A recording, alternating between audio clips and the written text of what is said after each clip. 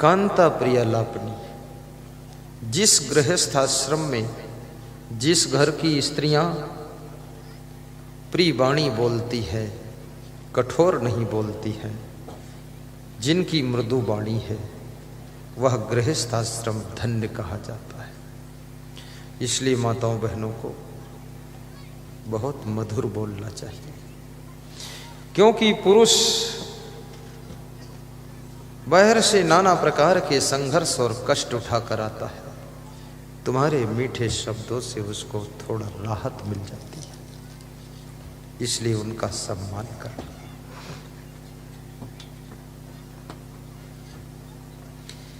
आज हमारे बीच में मुख्य अतिथि के रूप में श्री नंद कुमार सिंह चौहान, सांसद लोकसभा खंडवा, पूर्व भाजपा प्रदेश अध्यक्ष पधारे हुए हैं। ताली बजाकर उनका अभिनंदन करें। और मैं चाहूँगा उनको वहाँ कार्यालय में कुर्सी पर बिठाइए। आज्ञा है, वहाँ चले जाए। अरे रे अरे रे रे अरे रे रे मन जाए। जैसे वो भजन गाते हैं ना, गैया पी गए बछरुई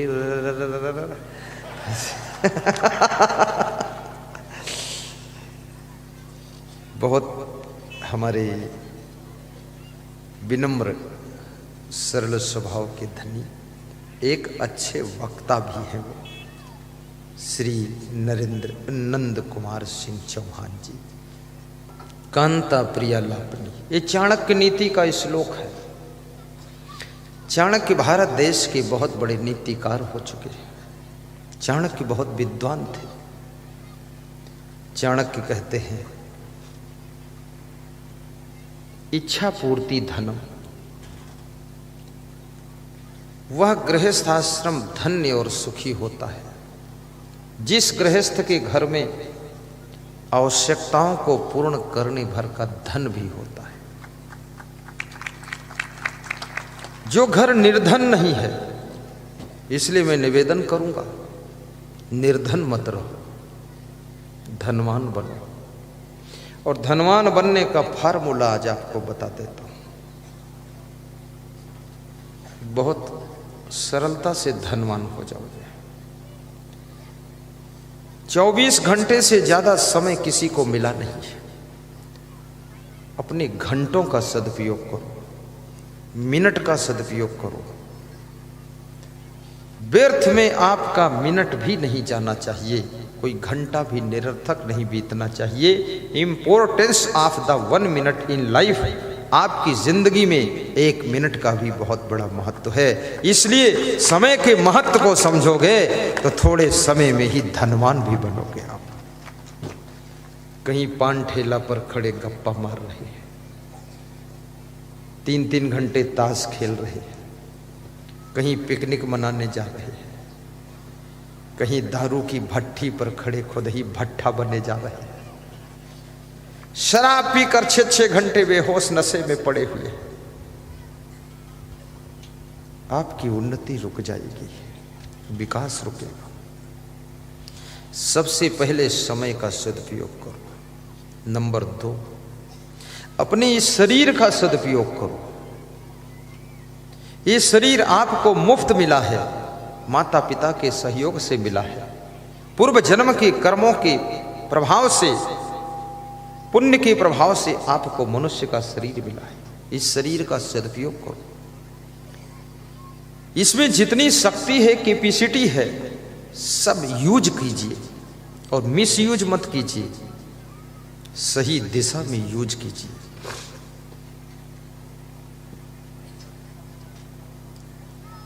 फिर तुम धनवान बनोगे। अपनी बुद्धि का भी सदुपयोग कीजिए, वाणी का सदुपयोग कीजिए और सुंदर स्वभाव बनाइए। स्वभाव बनाने में पैसे तो नहीं खर्च होते हैं, लेकिन सुंदर स्वभाव के प्रभाव से पैसे जरूर आते हैं। इसलिए सुंदर स्वभाव बनाइए, पवित्र चरित्र बनाइए। चरित्र को पवित्र करने के लिए कोई पैसे नहीं खर्च होते हैं, लेकिन जिनका चरित्र पवित्र है वे किसी की भी फील्ड में एंट्री होते हैं तो वहां उच्च शिखर पर पहुंचते हैं। इसलिए चरित्र को भी अच्छा बनाइए और व्यवहार साफ सुथरा रखिए। किसी का पैसा लो तो उसको वापस दो, ठग मत बनो। ठग जाने ठग ही की भाषा। अभी पिछले गांव में मैं प्रवचन कर रहा था तो एक पूर्व विधायक का हमने नाम लिया, आया थे वो, तो बाद को लोगों ने कहा कल इसका नाम मत लेना। तो हमने कहा क्यों? बोले ये हारा हुआ है। तो हमने कहा तो हार का दुख है, हम सम्मान कर देंगे, थोड़ा दुख कम हो जाएगा। बोले हारा भी है और कम से कम 200-400 लोगों को ठग चुका है, ये बड़ा भारी ठग है, इसका नाम सुनते ही खून खौल जाता है। तो हमने कहा खून खौल जाए तो उसमें पूड़ी डाल दो, पक जाएगी। तेल खौलता तो पूड़ी पकती है, खून खौल रहा। बोले गुस्सा आती है इसका नाम सुनते ही, ये आदमी ठीक नहीं। फिर आपके पवित्र मुख से इतने गलत आदमी का नाम शोभा नहीं देता है। तो मैंने कहा तो भूल हो गई। बोले भूल की क्षमा मांगो। हमने कहा चलो कोई बात नहीं, माफ कीजिएगा।